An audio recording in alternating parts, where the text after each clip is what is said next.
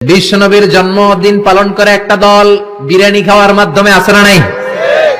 বিশ্বনবীর জন্মদিন সাহাবারা পালন করতেন না, বিশ্বনবী নিজেও পালন করতেন না। শুধু যখন জিজ্ঞেস করা হলো কেন রোজা রাখেন, বিশ্বনবী বলেন যেহেতু জন্মেছি, এই জন্মটা আল্লাহ আমার না দিলেও পারতেন, জন্মের শুকরিয়া স্বরূপ আমি রোজা রাখি। সুবহানাল্লাহ। কিন্তু ওই দিন মিষ্টি আর হালুয়া আছে না নাই? জশ্নে জুলুসে আছে না নাই? আহা, শুধু মিষ্টি আর জিলাপি, কিন্তু বিশ্বনবী রাখতেন রোজা। আপনি রোজা রাখেন, আপনি না খেয়ে থাকেন, তাহলে বিশ্বনবীর ভালোবাসার প্রমাণ পাওয়া যাবে, ঠিক কি না? এজন্য এই নবী এমন নবী যে নবীরে বাদ দিলে সিয়াম বোঝা যায় না, এই নবীরে বাদ দিলে হজ বোঝা যায় না। কারণ বিশ্বনবী আমাদেরকে হজ করে শিখিয়েছেন। বিশ্বনবী জীবনে হজ করেছে একটা, উমরা করেছে 4টা। বিশ্বনবী যদি হজ করে না দেখাইতো, আমরা হাজির হতে পারতাম? জোরে বলেন, পারতাম? এজন্য এই নবীরে বাদ দিলে কিচ্ছু বোঝা যায় না, নবীরে বাদ দিলে কোরআন বোঝা যায় না। এই জন্য এই নবীরে ভালোবাসা আমাদের অন্তরে আছে না নাই? সূরা ফাতিহার 29 নম্বর আয়াতে আল্লাহ বললেন, মুহাম্মাদুর রাসূলুল্লাহি ওয়াল্লাযীনা মাআহু আশিদ্দাউ আলাল কুফফারি রুহামাউ বাইনাহুম। মুহাম্মাদুর রাসূলুল্লাহ, মুহাম্মদ আল্লাহর রাসূল। এটা কার কথা? বিশ্বনবী যে আল্লাহর রাসূল, এতে কোনো সন্দেহ আছে? সন্দেহ থাকলে কি ঈমান থাকবে? তিনি হলেন আল্লাহর রাসূল। বিশ্বনবী নিজেকে রাসূল বলে পরিচয় দিতেন। বিশ্বনবী বলতেন না আমি বাতিলের আতঙ্ক, বিশ্বনবী বলতেন না আমি সারা বিশ্বে আলোড়ন সৃষ্টিকারী, বিশ্বনবী বলতেন আমি রাসূলুল্লাহ। আমি কি? সুন্দর লাগে না নামটা? রাসূলুল্লাহ। আবার বিশ্বনবী নিজেকে আব্দ বলে পরিচয় দিতেন, মানে গোলাম। বিশ্বনবী গোটা বিশ্বের সবচেয়ে অ্যামেজিং পার্সোনালিটি। বিশ্বনবীর চাইতে সেরা, বিশ্বনবীর চাইতে মহান মানুষ পৃথিবীতে দ্বিতীয়টা আছে নাকি? তারপরও বিশ্বনবী নিজেকে বলতেন ইন্নী আব্দুল্লাহ, আমি হলাম আল্লাহর গোলাম। গোলাম বলতে পছন্দ করতেন, নিজেকে ছোট করতে পছন্দ করতেন। এজন্য আমরা নামাজে বলি আশহাদু আল্লা ইলাহা ইল্লাল্লাহ ওয়া আশহাদু আন্না মুহাম্মাদান আবদুহু। তিনি আল্লাহর রাসূল, তিনি আল্লাহর গোলাম।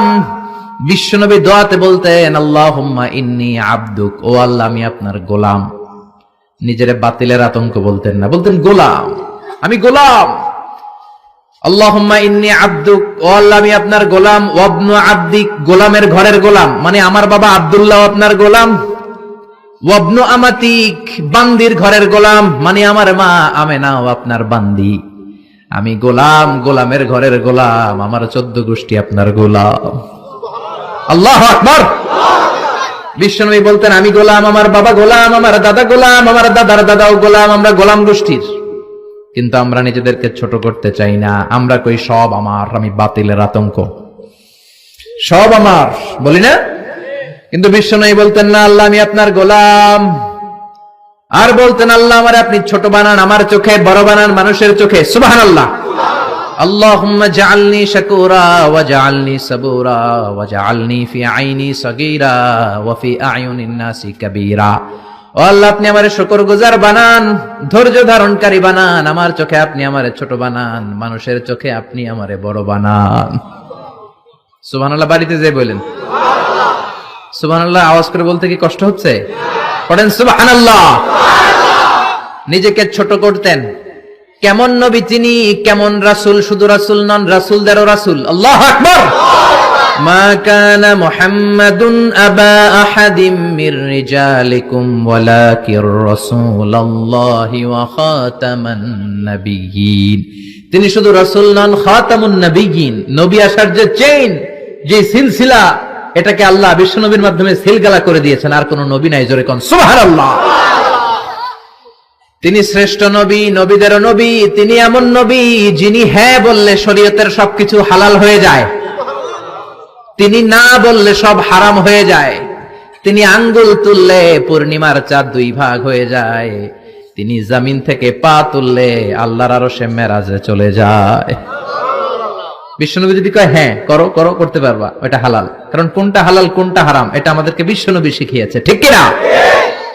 বিশ্বনবী যদি বলে না না না এটা করা যাবে না, তাইলে হারাম, হ্যাঁ বললে হালাল, না বললে হারাম, ঠিক কি না? আঙ্গুল তুললে চাঁদ 2 ভাগ হয়, পা যদি জমিন থেকে উপরে উঠায় আল্লাহর আরশে মেরাজে নিয়ে যায় কে? এজন্যই নবীরে ভালোবাসতে হবে জীবনের চাইতেও বেশি, এই নবীকে ভালোবাসতে হবে বিবির চাইতেও বেশি, এই নবীরে ভালোবাসতে হবে দলের চাইতেও বেশি, এই নবীরে ভালোবাসতে হবে নেত্রীর চাইতেও বেশি, ঠিক কিনা? নেতার চেয়েও বেশি, নেত্রীর চেয়েও বেশি, নিজের জানের চেয়েও যদি বিশ্ব নবীরে বেশি ভালোবাসা না যায় মুমিন হওয়া যাবে? এ নবীরে বাদ দিলে কোরআন বোঝা যায় না, যায়? কারণ কোরআন এই নবীর উপরই তো আল্লাহ নাজিল করছে, ঠিক কিনা? এ নবীকে বাদ দিলে হাদিস বোঝা যায় না, কারণ হাদিস তো এই নবীরই কথা। এ নবীরে বাদ দিলে সালাত বোঝা যায় না, কারণ সালাত আমরা শিখেছি নবীর কাছ থেকে। নবী বলেছেন সল্লু কামা রাআইতুমুনি উসাল্লি, আমি নবীরে যেমনি নামাজ পড়তে দেখো তোমরাও তেমনি নামাজ পড়ো। এ নবীকে বাদ দিলে সিয়াম বোঝা যায় না, কারণ সিয়াম এই নবীর কাছ থেকে শিখেছি।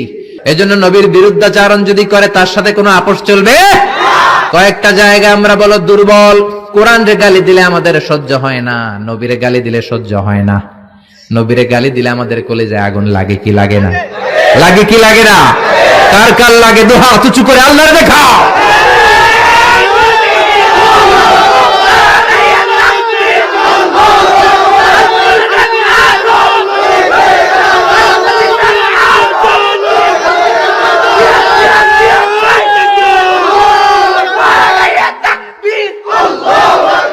আল্লাহ আমাদের স্লোগানকে কবুল করো।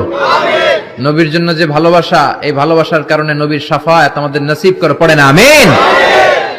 এজন্য এই নবী এমন নবী যারে বাদ দিলে কোরআন বোঝা যায় না, হাদিস বোঝা যায় না, নামাজ বোঝা যায় না, রোজা বোঝা যায় না। জোরে বলেন ঠিক কি না? আমাদের নবী এমন নবী যেই নবীর আগমন বার্তা দেওয়ার জন্য আল্লাহ আরেকজন নবীকে দুনিয়ায় পাঠিয়েছে। ঈসা আলাইহিস সালামকে আল্লাহ শুধু পাঠাইছে যে তুমি দুনিয়াতে যায় বলো সর্বশ্রেষ্ঠ একজন নবী আসতেছে। জোরে করে আল্লাহু আকবার। বিশ্ব নবীর আগমনের জন্য একজন নবী পাঠান আল্লাহ, এমন নবী যেই নবীর সুসংবাদ দিতে আরেকজন নবী দুনিয়ায় আসে। আল্লাহু আকবার।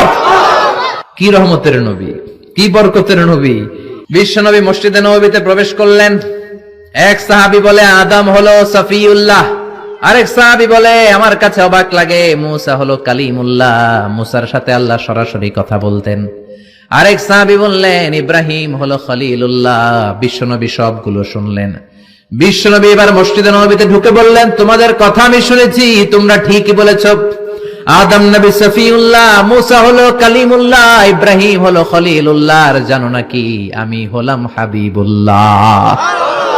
খলিল মানে আল্লাহর বন্ধু, হাবিব মানেও বন্ধু, কিন্তু খলিল হচ্ছে এমন বন্ধু যে বন্ধু আল্লাহরে খুশি করার জন্য কাজ করে, আর হাবিব হলো এমন বন্ধু যারা খুশি করার জন্য আল্লাহ নিজেই কাজ করে।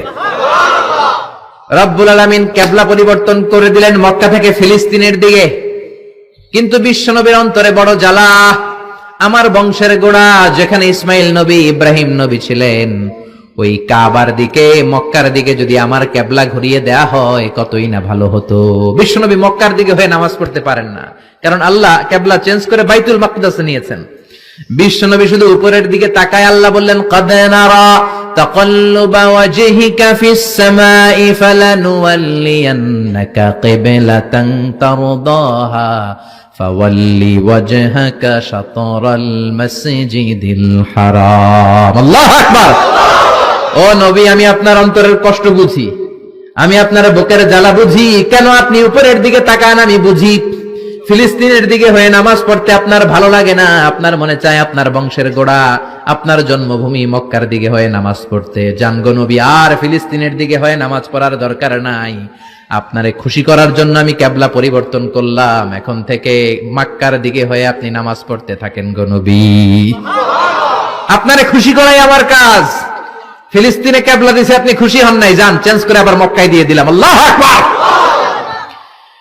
এজন্য আল্লাহ বললেন মুহাম্মাদুর রাসূলুল্লাহি ওয়াল্লাযীনা মাআহু আশিদ্দাউ আলাল কুফফারি রুহামাউ বাইনাহুম। মুহাম্মদ হলো আল্লাহর রাসূল। কার কথা? বিশ্বনবী বলেন আমি এমন রাসূল, আমার সব কাজেই